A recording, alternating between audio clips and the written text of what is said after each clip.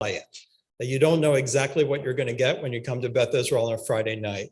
You might get a Motown band playing Motown songs with somehow the words change to the words of the prayers, or you might get a guided meditation and poetry reading. You might get quotations from the Hasidic masters along the walls in a gallery, or you may get a night like tonight, where we have one of our own returning, Yelena Limbersky, whose family with deep roots, which we'll get to here in Ann Arbor and at the synagogue, coming back and hopefully coming back to seeing very familiar faces of very deep roots of love and community. And so that's tonight. The way we're going to, so I'd like to do that on Friday nights. And that means that the service is going to be a little bit condensed. And you may say, this is not your tip, but this is the way we're playing in the sandbox today. So please turn to page 23. And we're going to go quickly through the service because I want to, the prayer book contains a Torah, but people contain Torahs within themselves that they deliver. So on page 23, we're going to be there in one moment. But first, I'm going to start with something before then, many pages earlier. As we've all arrived, consider yourself parts of a pilgrimage, like in Chaucer's Canterbury Tales. Like we're all coming from different places, but for this moment, we come together as partners and entering Shabbat. So we're going to do a few lines of Hebrew. It's not on this page. If you know it, sing with me. If not, we'll be here in a moment.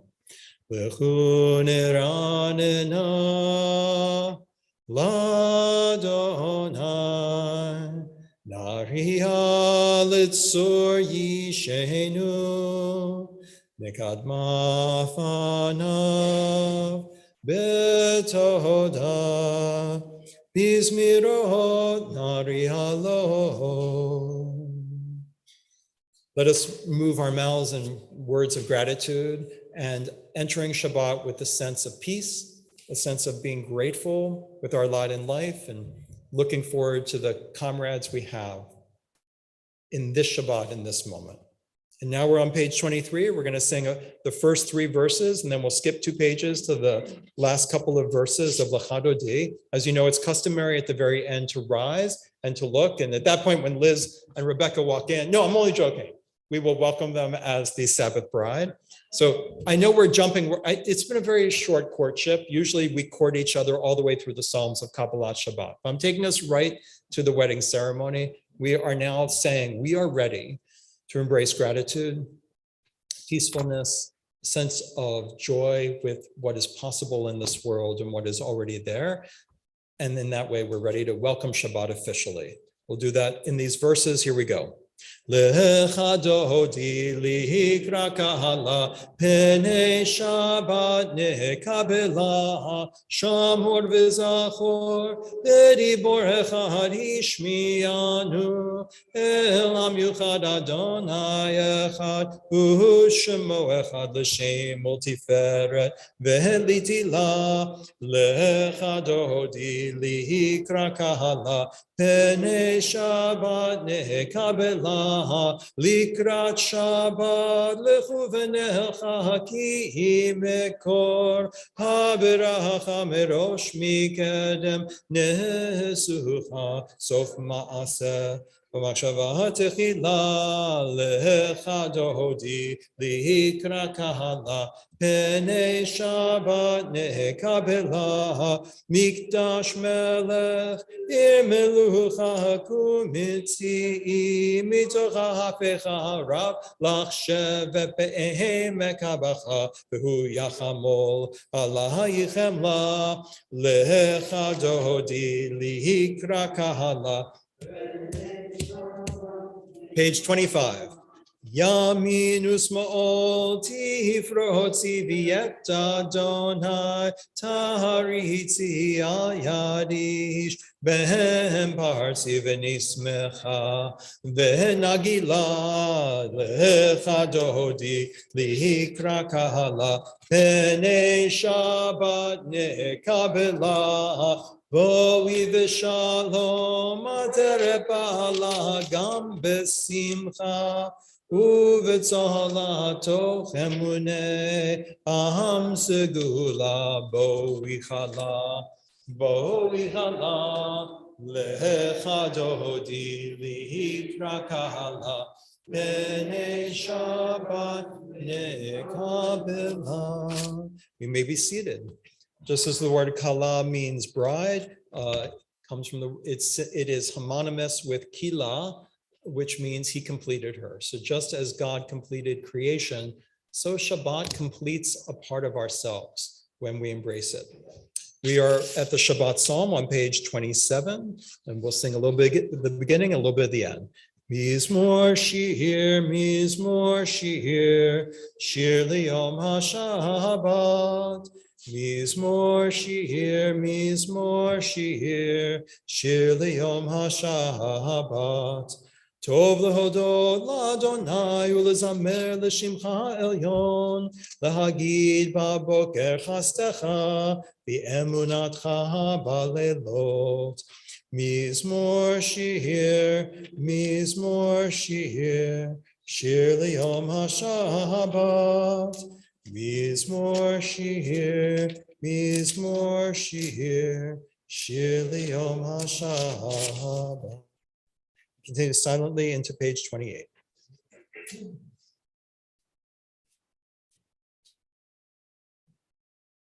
Ojunuvon b'seva, tishenim rananim yihiu, le'agig ki yashar Adonai, tzuri v'lo avlahat abo. I'm asking you to rise now. We are all the way on page 39a for the Baruch Hu. We rise and face the ark. Baruch Hu et Adonai HaMevorach.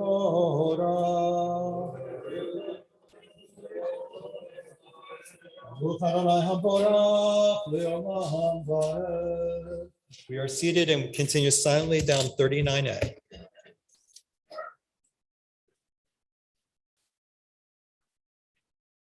El Chai v'Kayam Tamid Yimloch Aleinu Le'olam Vaed. Baruch Atah Adonai HaMa'ariv HaRabim. Page 40, we prepare for the Shema by feeling being loved by God, being loved by the universe. Ahavat Olam Beit Yisrael.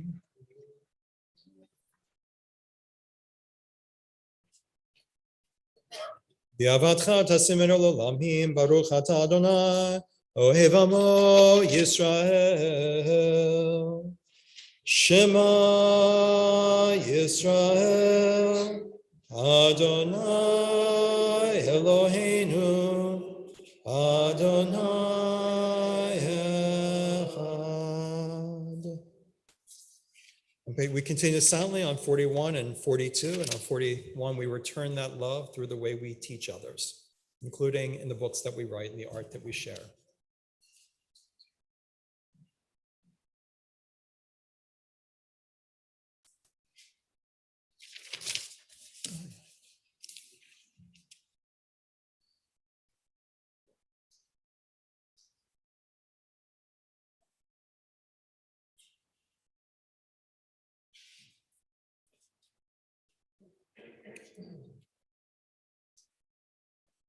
Adonai Elohechem Emet.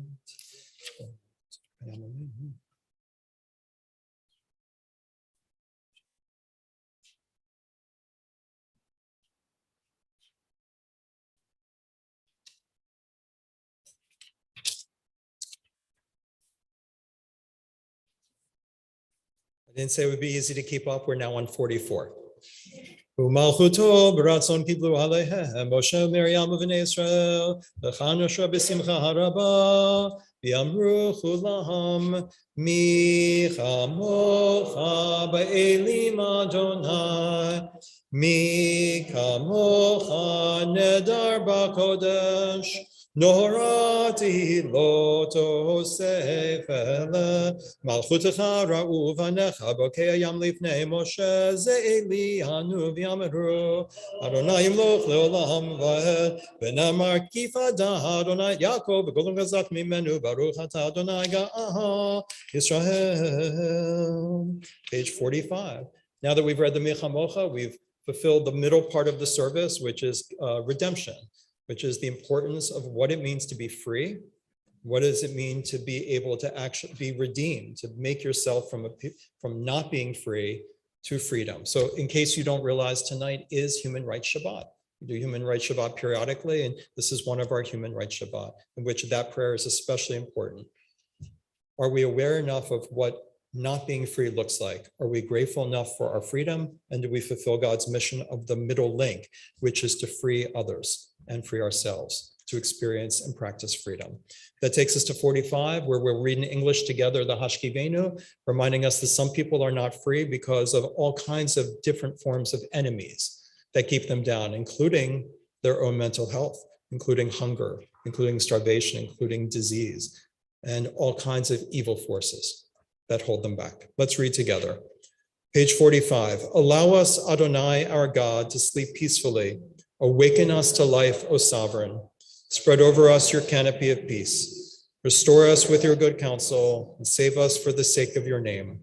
Shield us. Remove from us enemies, pestilence, sword, starvation, and sorrow. Remove all the evil forces that surround us. Shelter us in the shadow of your wings. For you, God, watch over us and deliver us. And you, God, are sovereign, merciful, and compassionate. Ensure our going and our coming for life and peace now and forever. May you spread over us your canopy of peace. Baruch atah Adonai, who spreads the canopy of peace over us, over all the people of Israel, and over Jerusalem. Hopefully we'll be hearing more about the going and coming in and out of peace. Page 46. V'hishamru v'nei Yisrael et ha-Shabbat, la'asot et ha-Shabbat l'odotam barit olam, beinu v'min Yisrael oti li'olam, ki sheshet yamim asa Adonai et ha-shamayim ve'et ha'aretz, v'vayom hashvi'i Shabbat vayinafash. Please rise as we prepare for the standing silent Amidah. Yitkada v'yitkada shemei rabba, v'yalma divrak v'yirtei v'yamlich malchutei, v'chayechon uvyom hechon, uv'chayei dechol beit Yisrael, ba'agala v'zman karib, v'imeru amen. Yehi shmera b'mevarach, v'yalam u'lamei olmaya, Yiparach, Vishtabach, Vipar, Vitraman, Vinase, Vitadar, Vitale, Vitalal, Shmei Kudisha, Le'ela, Min Kol Birchata, V'shirata, Tush Bechata, V'nechemata, Damiran V'yama, V'imheru. Silent prayer from 47 to 52 in the language of your choice, or the readings on the sides of the pages, or meditating on the themes of the prayers.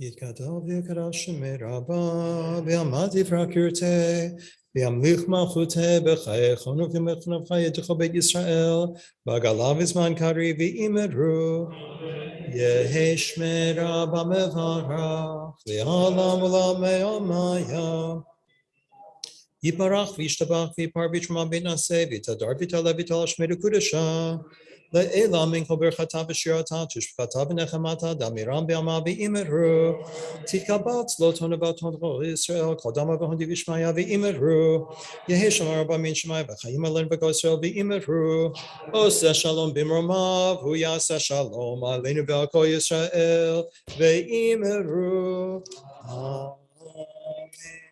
Now that you've gotten comfortable being seated, I invite you to rise for the Aleinu on page 56. Aleinu l'shabeach l'adonako, l'te'tu l'yoseh b'reshit, shelo asanu b'goyei haratzot, v'lo samanu b'mishpachot ha'adama, shelo sam chelkeinu kahem, v'gor aleinu k'chol hamonam. V'anachnu korim u'mishtachavim u'modim lifnei melech malachei hamlachim hakadosh baruch hu shemot Hashem v'esed aretz moshe v'keravat shemaim v'ma'at Eloheinu Eloheinu dakei lekavei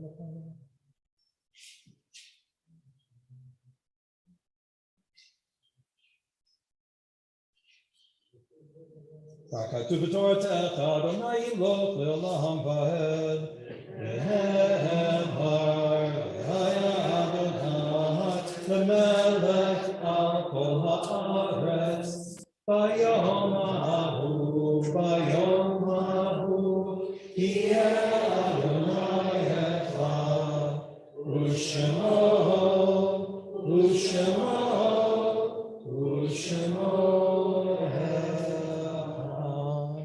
We may be seated. In a moment, we'll be reciting Mourner's Kaddish on 58.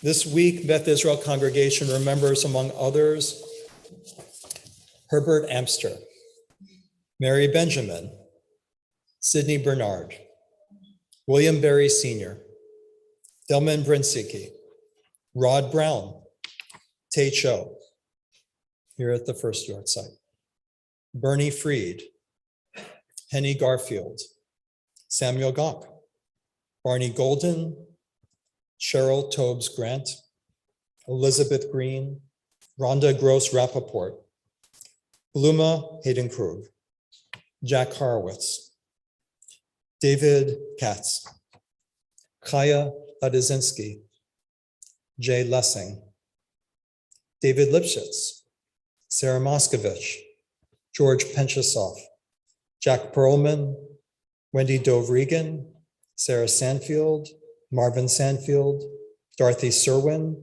Irving Seiden, Sem Sobelman, Emil Stein, Jenny Sweetwine, Dina Vidiver Katz, Eva Katz White, and Phyllis Conkin Workman, as we continue to remember and say Kaddish for Lorraine Sherman, Michael Adams, Leona Leon, Phyllis Werbel, Vanchen Lessing, Carol Feinerman, David Fallman, Bruce Thal, Carol Amster, Gary Joseph Ullman, Paul Ernest Phillips, Leslie Garber Matthews, Raisa Levinskaya, Alice Cohen, Toby Barbin Rothaus, Vivian Perlstein, Marty Lindenauer, Bonnie Rosenberg, Harlene Appelman, Dr. Lionel Finkelstein, Sidel Popinski, David Stein, Harvey Katz, and Martin Warshaw. For those who are reciting the Kaddish on this night, please rise and recite with me on page 58.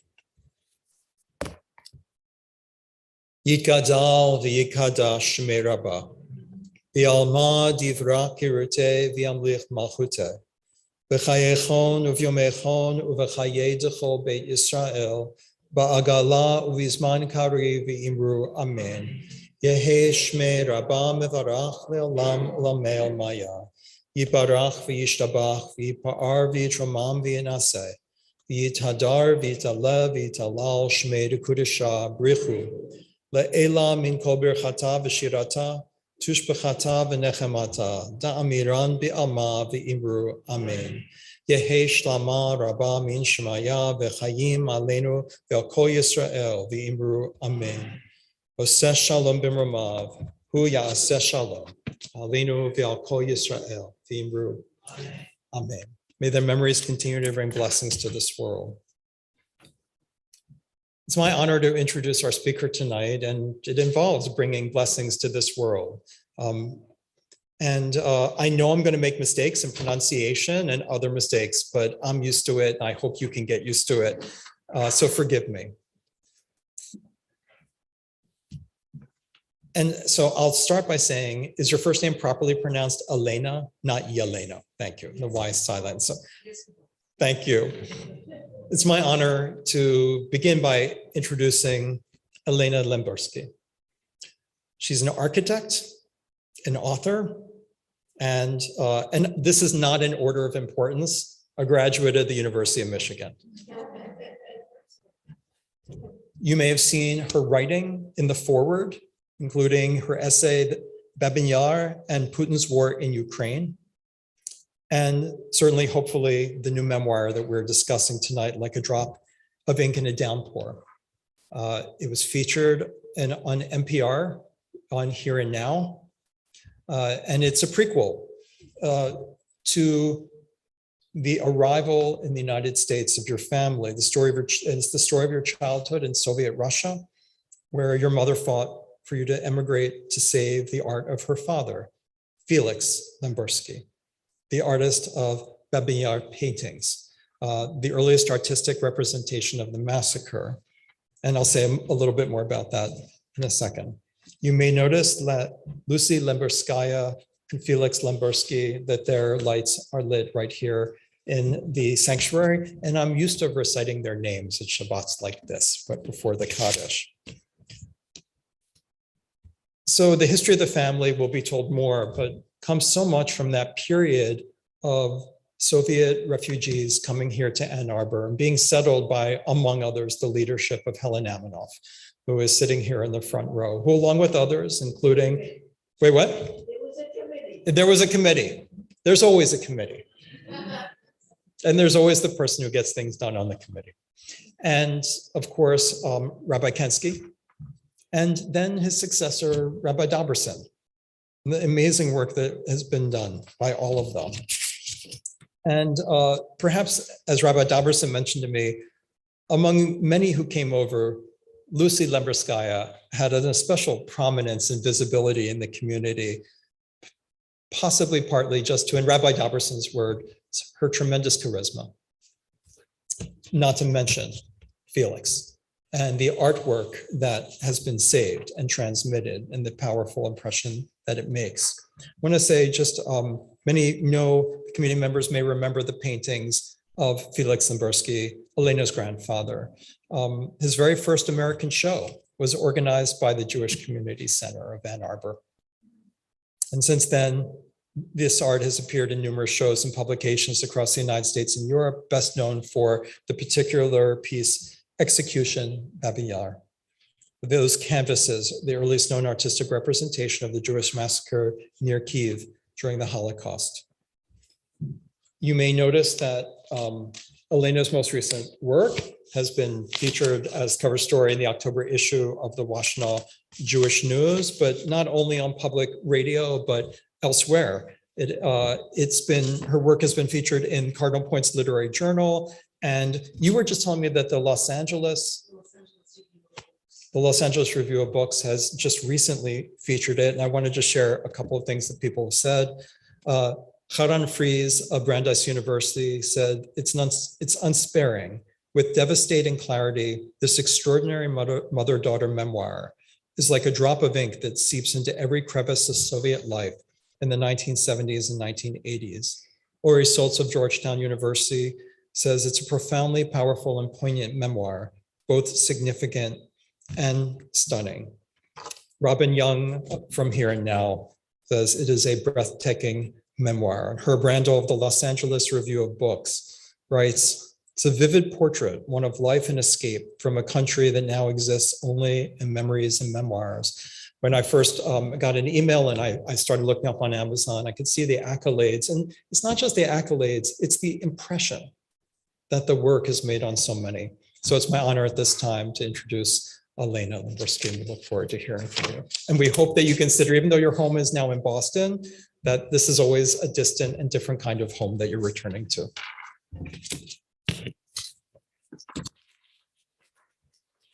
Yes, applause is appropriate on a Friday night service. Thank you, Rabbi. This is probably the most wonderful introduction that I have received so far. Thank you. Thank you. Well pronounced. Thank you. Hello, my name is Elena Limbersky. 35 years ago, I was sitting in this pew, a 17-year-old girl with my mother on my first visit to an American synagogue. My grandmother, Lucy, who many of you, some of you know and remember, was a member of this shul from 1980, when she came as a refugee from the Soviet Russia, until 1994, when Rabbi Dobrusin had said goodbyes. I'm not going to get emotional, but this is my first book that was published about the art of my grandfather. My memoir just published this year. What I want to tell you is how many people, I want to ask you, how many people were here members for 30 years? Oh my God, most of you. So does anybody remember my grandmother, Lucy? So Helen Aminov was a dear friend of Lucy and very close during the years she was here. Our longest friends, Mark and Razi, are here, and we are still very close, and many of you.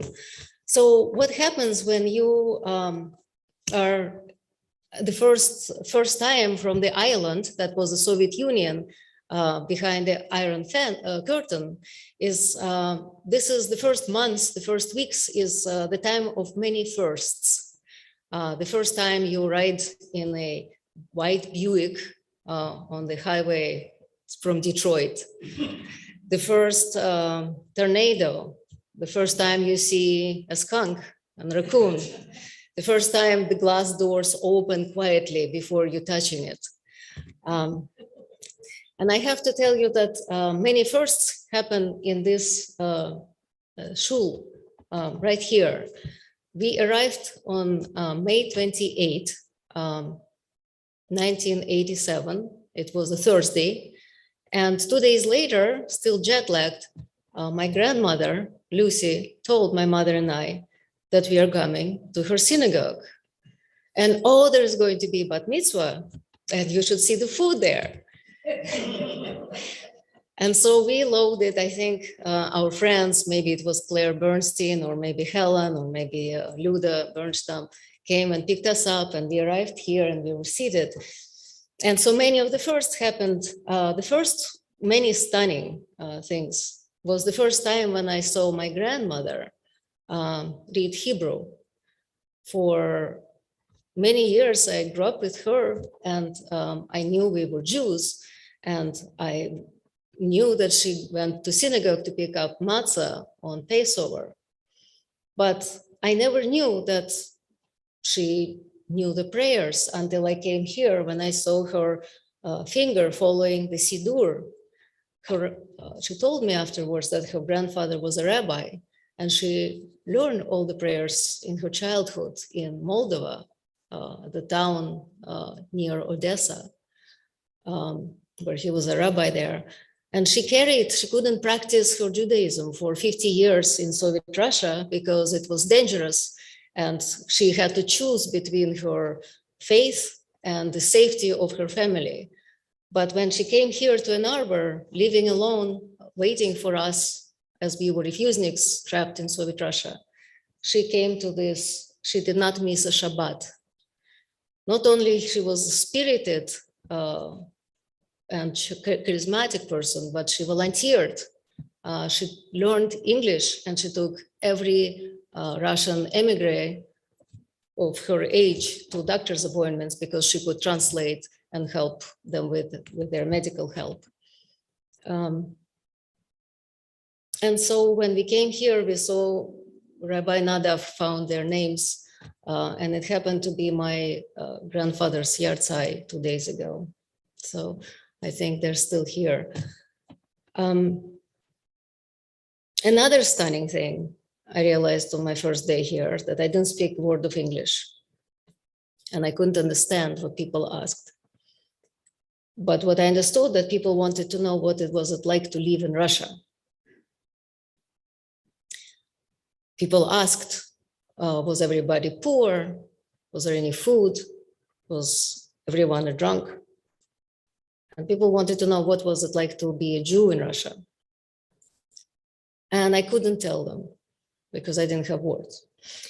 But I also couldn't tell our story because either you had to tell the whole thing or you had to tell nothing. So my mother and I decided to not speak about our past.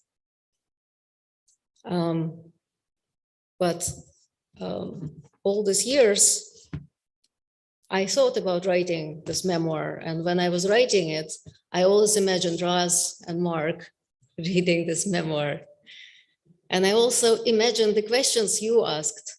And in my mind, as I was writing, I was replying to all of you. So you're all so quiet. Should I ask you, how many people are with roots from Ukraine? Anybody? Are you following the war? It's devastating. Anybody else from Eastern Europe? Where from?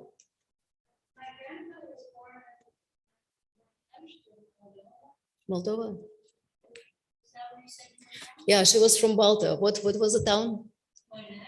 Monesht.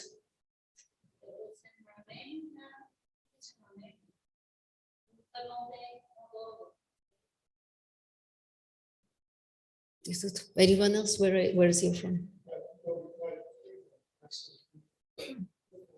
Lithuania. Do you know the towns? Bill.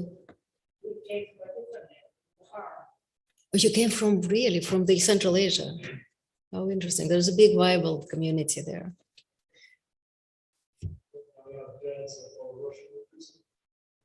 He was refusenik. Which town? Is he still? They're not here. There. I see. What year did they come? So they came early. And were you born here? Of course. Yeah. So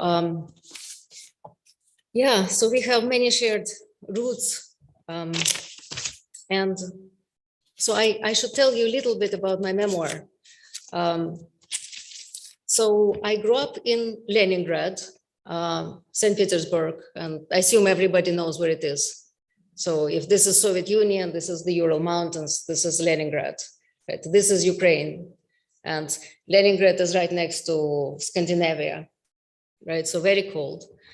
And I grew up with several hundred paintings by my grandfather. We lived in a small apartment, 2-bedroom apartment, and the paintings were stored in the closet, on top of the bookshelves, under the bed.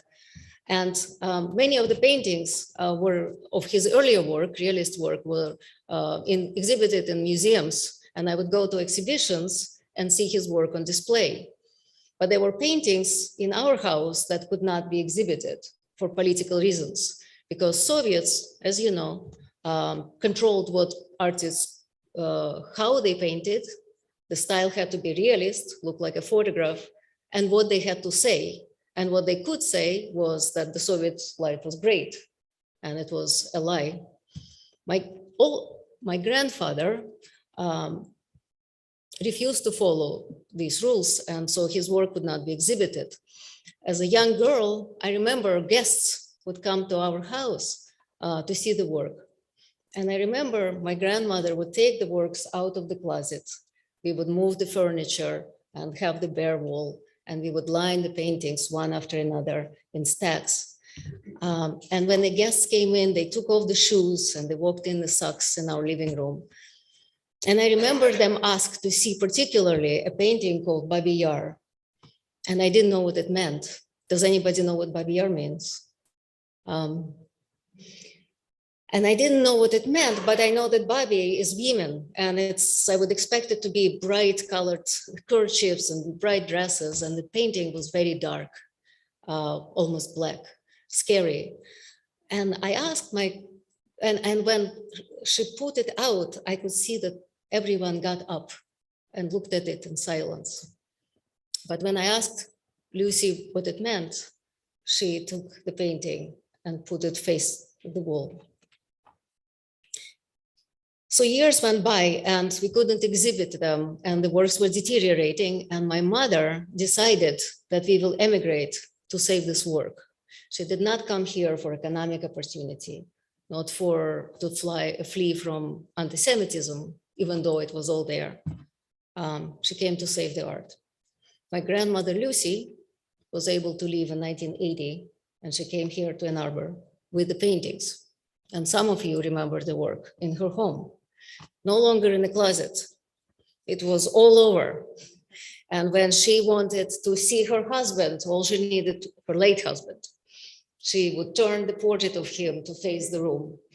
And then when she had enough, she would turn it away. And so the paintings were her family while we were not here. And so she came in 1980, and if you remember, 1979, the Soviets invaded Afghanistan. And the Americans and the NATO boycotted Olympic Games Moscow 1980. And to retaliate, the Soviets, as they always did, they retaliated against the Jews. So we couldn't emigrate. However, my mother and I were lucky, and we received our exit visa a year later, 1981. We started to pack up our bags. We gave away our furniture. The apartment was empty. We were getting ready to leave. And I came home and saw 3 men from the Soviet police search our home. They turned the mattresses, they tapped the pillows, they went through my clothes. And when they left, they carried away our visa. We couldn't leave. My mother was charged with a crime. She was innocent.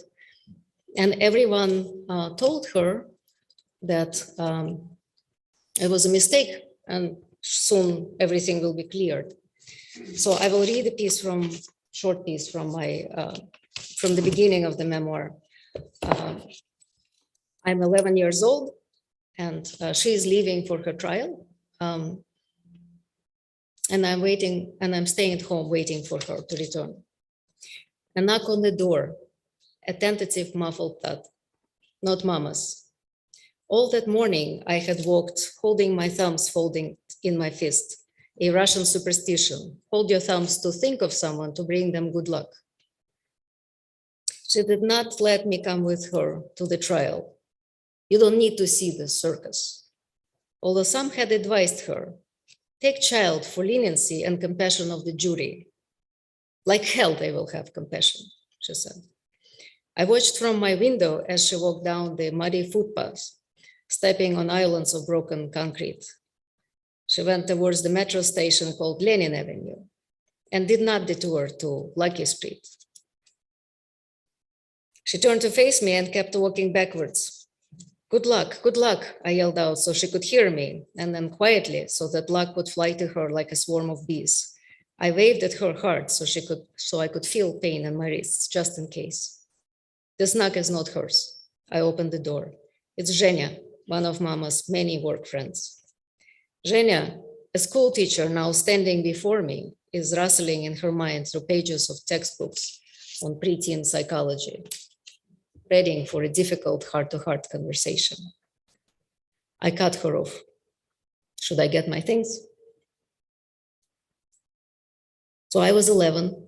For the first several months, but she could not call me. I could not call her. I could not visit her, and she could not write letters. And I can tell you that I was very angry. How do you deal when you're 11-year-old and you see that your parent, who was always full of ideas and plans, and is turned into, you see the government abuse, and you cannot do anything to help. So all I could do is remember. And you become numb and you become angry. And what saved me is my mother's letters when she was transferred to the women labor camp, similar to the camp that Brittany Greer is right now, forced labor camps. She was allowed to write to me, and she wrote every day, and she sent a letter every other day, and I will read just a short excerpt. My precious girl, Dochenka, after 3 months of silence, we can now communicate. So let's use this opportunity. Write to me about everything that goes on with you, what interests and leaves you indifferent. Send me the compositions, stories, and poems. Send me your drawings in large envelopes. Let me know what you read and see. Dochenka, not living next to each other doesn't mean living apart. I'm still with you always in trouble and joy. No matter what happens, you must remember children have to be better, wiser, and more pure than their parents. They must accomplish what their parents could not. Be well, my dearest, my only one, my beloved, my smart little girl. Please do write to grandma. So this was my mother writing. And I have to tell you, we saved her letters, and I did not reread them for many years until I started writing this memoir. And we brought them to United States. And after I reread this, I realized how much influence she had on all of my life. I'm still following her directions that she gave me in these letters to this day. So we came, we brought the paintings. I can tell you now that his work was shown across the United States.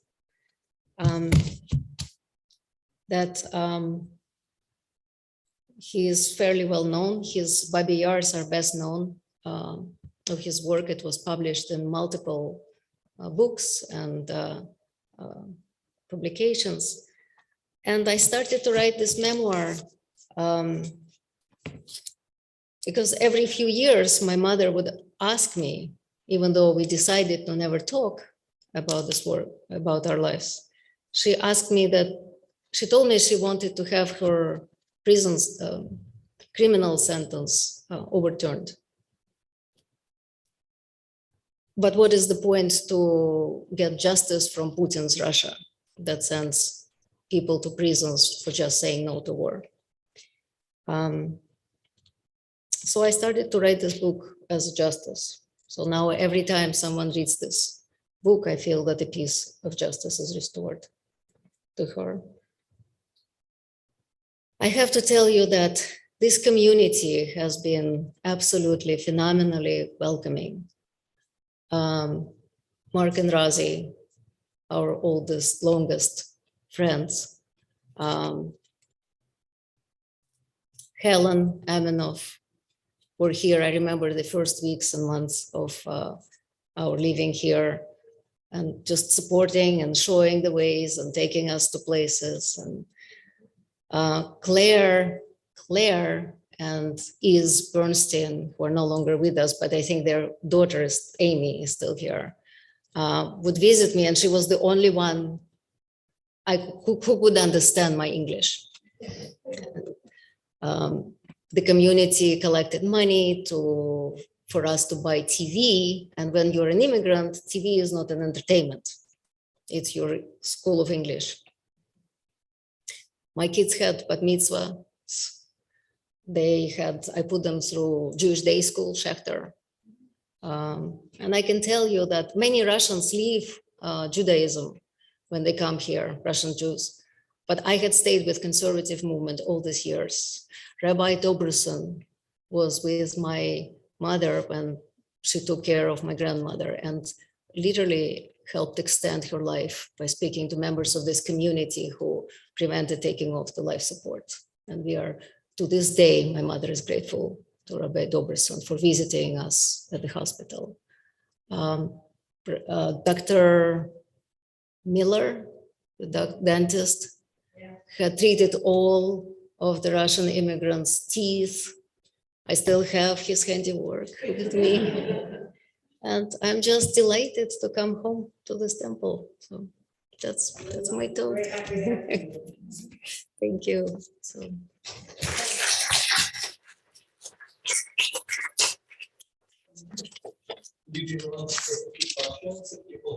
I don't know. Do you want to ask questions? Do you want to have some meal? Or? No more food. That's it. Yeah, you can never talk before food. Is there anyone that would like to ask a question? We can also talk. Yes. What were the charges against her? Well, we write about this in the book. So she was accused, they carried out a bottle of alcohol, which, you know, in the world of Russian Soviet corruption is, there is a whole story. She was framed by the KGB and they were forcing her to to give statements against her supervisor. The main reason is because we were immigrants, that we were trying to immigrate. But the thing is, it's one thing when you're a political prisoner and you come out as a hero, but Soviets tried to not give political prison sentences to people. And so because they try to destroy the character, the reputation, as well as take freedom, just as we see in Putin's Russia, right? Navalny and many others.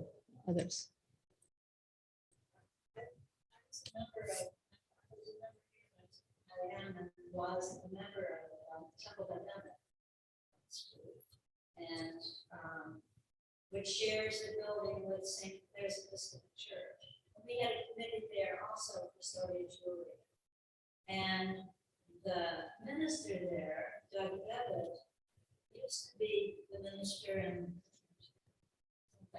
Michigan, where President Ford had lived.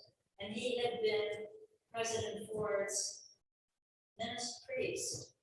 And so when we started this committee, he wrote to President Ford and said, you need to get out of the Soviet Jews. And so Ford wrote and did it, and Soviet Jews were released. What is your name? Just right. My Mhm. name? Liz. Liz Fried. Yeah. Also at the time, Brodsky come to Ann Arbor. Yeah. And through a friend who knew Brodsky somehow, we became tangentially involved. The most important was Brodsky became involved with efforts of Temple Commandment to get this, we were working with one family. We see. Remember Brodsky becoming the phone call when we would translate. Pardon?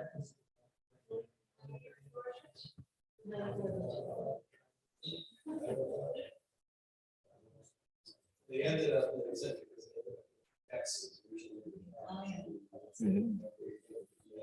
But it was interesting, the connections there. And then another name, Serenando, who ran over refugees and would sign to house for immigration purposes or support their house. Yeah. So when I was younger, my kids were very small. There was a march for Soviet Jewry in Washington, and buses came from here and everywhere. And we all went to Washington. There was a huge rally. I don't know what was here, but the march for all the kids. We all drove down and stayed who knows where on the mall there. There were like hundreds of thousands of people in this one rally. Mm-hmm. For Soviet Jewry. I don't know early was in terms of they were got out in 87.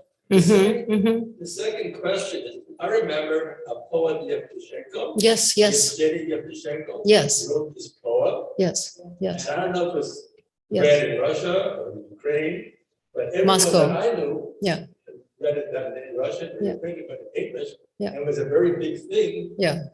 That poem, I don't know if it came here or, I remember the poem. Yes, yes. So he came here. So there is two parts, two comments to make. And so to your point of Yevtushenko, so Yevtushenko's poem is very interesting because he wrote it, he wrote it and it was publicly read in 1961. So it was 20 years after Babi Yar, right? And the Babi Yar, it talks about that I am a Jew. As long as there are anti-Semites, I'm a Jew, even though I'm a native Russian. So it was the first time that was publicly allowed for Babi Yar to be spoken about and made public, because Soviets, after the war was done, stopped conversations of Holocaust. So there were, thousands and thousands of people gone, and there was no information what have happened to them. My grandfather's parents perished in Ukraine, and he could not get any information of what had happened. So people lived with this dark knowledge, with this empty void, without any real knowledge and acknowledgement of their victimhood. Interesting, now they changed name from Babi Yar to Babin Yar. Babin Yar is Ukrainian version, Why Babin? because it's Ukrainian version. And I have switched to that use as well, out of respect for Ukraine. I wanted to share a couple of things that were going on. You probably heard all kinds of things, but during the time of the activity of the Soviet Union activism in the US, I was a high school student and I was very involved in it. And I was going to Nebraska, it was a very small church community. I had what was called a prisoner of conscience bracelet. And it would have the name of the refusement and that person's name in Hebrew with Magen David and also in English as well. I started wearing that at my high school, and friends would ask, "What is that?" And I would explain to them, and they started getting interested. And I had a half a dozen non-Jewish friends who asked me to order some for them too, and they started calling it their Jew bracelet. And so at school, yeah, I know what they do for, but anyway, but that was at that time as well. But these friends at school who started sharing the information about Soviet Jewry among these non-Jewish kids because of the Jew bracelet. And also at that time, a family moved from Kiev to Lincoln, Nebraska, and there was a boy my age who had come from there, and I became friends. We were the same age, and they had gone through a similar sort of years. He didn't lose his parents, but his parents were both fired from their jobs once they applied to leave. That's right. And then they were refused visas because they were unemployed. That's right. And they went through 3 years of harassment from the government until they finally got out. Right. And he got, his teacher stood in front of his class when he was 12 years old, or I guess it was 4 years. And she made a speech to the class about him being a traitor. He was a 12-year-old boy. And so for the next 4 years, he had to fight his way from home from school every day with gangs that were trying to beat him up for being a traitor.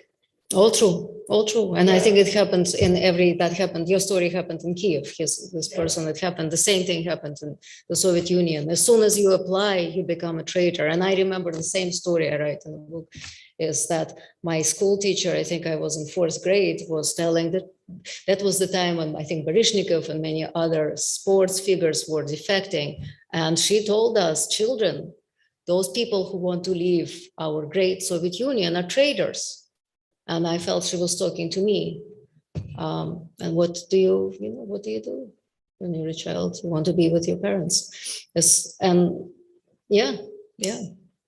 When my mother got out from prison, we were homeless, even though our apartment was still empty, because the government told her that she had left the city and therefore no longer is Leningrad, is eligible for Leningrad living.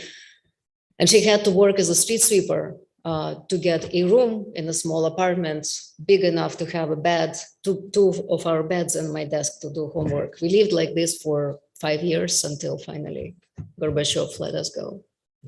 But we didn't know about any of the American movements that were going on when we lived in Russia. It was not until I got out here and I heard from many friends who were wearing those bracelets. My friend would change the thing. He and I would write letters and he would translate them into Russian, and then we would send them some refuseniks. But I think those refuseniks might have already been sort of well known on the list. I think so. Maybe your family wouldn't receive They would. them. No, there were, for every known refusenik, there were countless who didn't. And many of them came here and told their stories right away, and we chose not to. So, but I want to get back to your point on Yevtushenko, that Yevtushenko's story was published in 1961. Then Shostakovich, whom my grandfather knew, wrote a symphony, the 13th symphony, that was devoted to Babi Yar. But my grandfather's paintings he started working on them in 1944. And the last one was finished in 52, which was the year of the worst anti-Semitic campaign by Stalin against the Jews, the Doctor's Blood. So I have a question. This is probably way too political a question. So I'm glad you're on the Bima and not me. So for those of us who worked, and my father was also involved in the refusal movement, as so many synagogues were. So my friends in life who grew up in the Soviet Union, and some of the artists and poets we talked about, I've known, like a deep sadness of not being able to communicate. Like, we're a bright, sunny America. Like my closest friend's Romanian, grew up in the Soviet Union. It's much older than I. It's like, America's so sunny, happy, and there's a sadness, like, I have no idea the life we came from. And so you've written a memoir. I was wondering whether you share, I know Brodsky, and just this kind of, you Americans, you don't understand what our lives were like, and they could only communicate with each other, and much was not told, as you said, like, there's just paintings returned to the other side. Why communicate? So I was wondering, you've chosen to communicate about their life, and I was wondering what that feels like to do that to an American audience, let's say. I know it goes beyond America. What is it like to communicate when so many others have had difficulty feeling like you Americans will not understand what that experience was like? And my second part of my question is, because you've had it too good in America, you haven't experienced this, except maybe a little bit with McCarthyism, a teeny bit. And I was also wondering whether you see a little bit of what you experienced going on today. America is not as sunny and wonderful and golden as we who grew up in it have known it to be. So I guess that's my question, which is, you've chosen to communicate. So let me make it simple. there are many things like it. Yeah, no, make it simple. Make Make it simple. Many artists said, you guys you would never understand the night. Try. And then is there something different about today that makes it all the more important to communicate? There is no easy answer to that question, but I will try whatever comes. I was speaking to a group of students, Tufts University, last week, and I had asked them, so I was asked a question, can you live an honest life? Could you live an honest life in Russia? Because here was my mother, who was, if you read the details of her life and her work, she was trying to do an honest work for her community. Even while she was trying to live, she was still trying to correct the wrongs and be honest and work for the organization. So the question is, could you live an honest life in Russia? And I deflected that question and asked the students, can you live an honest life in America? And the answer was, nah, you can't. That's what they told me. They said, you can't be honest in America now, that there is so much going on and so much controversy that you really can do your best, but most of it is not. So I have to ask you, is it possible for me to communicate my experience to you as Americans? Can you understand my experience? So how is it that you understand it? You listen. We have shared past, right?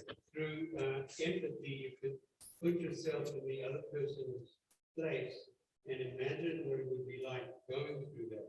We can't feel it the way you felt it, but we can imagine what it must have felt like. Yeah. I think as a Jewish community, we have a communal sharing of sorrow and stories like this. And you ask people where their families came from, somebody from Romania or somebody. So there's of course the Holocaust underlying this too. So I think perhaps the Jewish community can understand, although I think there's some parallels with the Holocaust survivors coming here, and nobody wants to talk about it. Maybe it's a similar thing. The Soviet Jewish refusing coming here. This is America. We don't talk about these things. So I still think there's this sort of communal sense of sorrow, or maybe understand. Go ahead. I don't think you can live honest life in America because we live. I'll repeat it if I. You can't live an honest life really in America. It's always living under a smile, a mandatory smile, so like an Amazon smile. Every single truck. With the goal. That reminds you that you have to be happy in this country. That's right. That's right. And is the happiness the goal? And is it helpful for survival of the fittest, right? Nothing wrong with being happy, but you have to do it all the time. Mm. But I also think there's a connection because so many of us have relatives that came here from the Soviet Union and Russia. And like I was always told as a kid, you can't ask your grandfather anything because it's too upsetting. But there is that feeling of empathy because of our relatives that got here, their stories and how they left Russia. I think that happiness is only on the sitcoms. when you and I work in Detroit, there's not that happiness, and maybe It's very relative, and I think my dear friend Rabbi Joseph Pollack, an author who was a child survivor of the Nazi camps, he wrote a memoir of his experience where he didn't have the conscious memory of Holocaust on the camps. He was 3 when they were liberated and moved to Montreal. And his take is that he said, I don't see that happiness is the purpose of my life, living a meaningful life. So maybe that's the answer, that sorrow is just part of, and pain is healing. I wanted to say something. What was it? It was important. I'll just add to answer your question because you turned it back on us. I do think that I took for granted growing up that in America the truth is the truth, and how you arrive at the truth by the scientific method and academia is respected. And now I think I see more of what my friend Yurcha is always trying to say, that you don't know what it's like to grow up in a culture, it's not culture, a society in which the truth is shaped by those who force it. And the truth is something you bow down to, but it's created by others. And when you know that that's a lie, you can't say anything. That's right. Or your best friends turn you in if you don't. And that's right. And here, starting to just get a little sense of that, that that's right. You talk against what the official truth line is, and you don't know who's going to turn you in. That's right. And that is perfectly okay to stand up and say things that are untruthful. But you may lose your job. And we see people's careers destroyed because the truth is not popular in that community or in that community. And it happens on all sides And of it can this. be on the airwaves. And we are that's leaving okay. that. Yeah, we are leaving some of that in my family. I think that probably, so I spoke yesterday for a class in childrenhood and trauma, and the question was the difficult experience, is that a disadvantage or advantage to you? So a couple of thoughts. is that there is a scientific study that the trauma continues on a genetic level for 3 generations. And they did the experiments on mice, and it was in Scientific American. So it's very interesting. So the sorrow that your ancestors, your grandparents may have shared, you still feel. And so I think that probably what we all have in common. But I think also that my difficult experience is not necessarily should be conflated with trauma.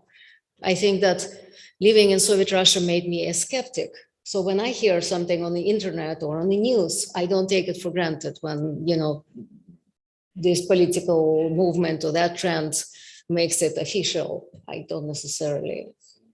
So I think we all have to be skeptics to get at the truth now.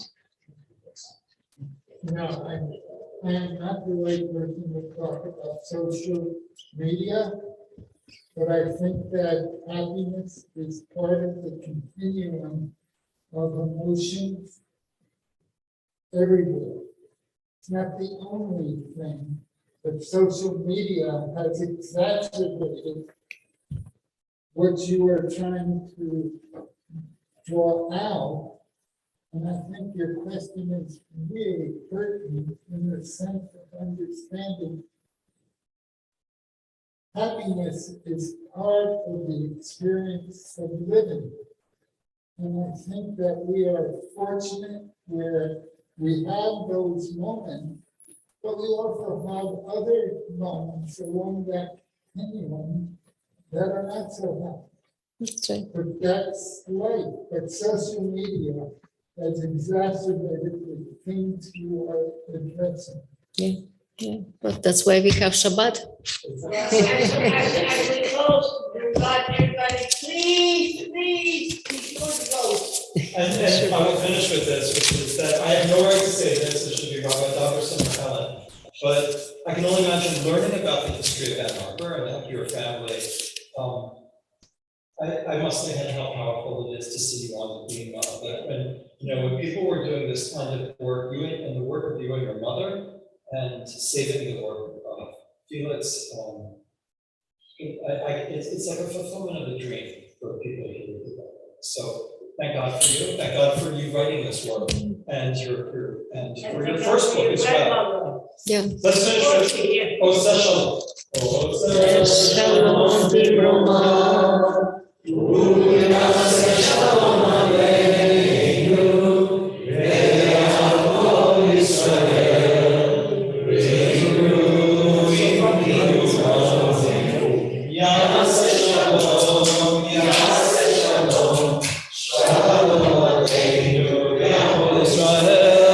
Yaseh Shalom, Yaseh Shalom, Shalom Aleinu, B'al Kol Yisrael. Shabbat Shalom. Thanks for a beautiful Shabbat, Elena.